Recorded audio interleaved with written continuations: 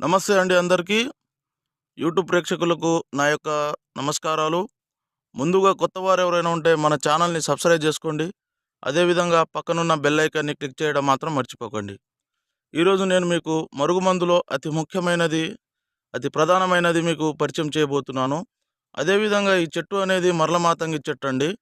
వీటితో తయారు చేసే మరుగుమందు కేవలం ఒక్కసారి పెడితే చాలండి. కేవలం ఒకసారి పెడితే చాలు.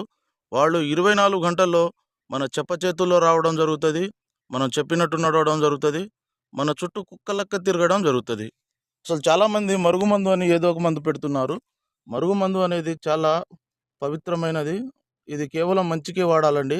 అనేక సమస్యలతో బాధపడుతున్న వారికి ఈ మరుగుమందు అనేది చక్కని పరిష్కారం అనేది చూపిస్తుంది.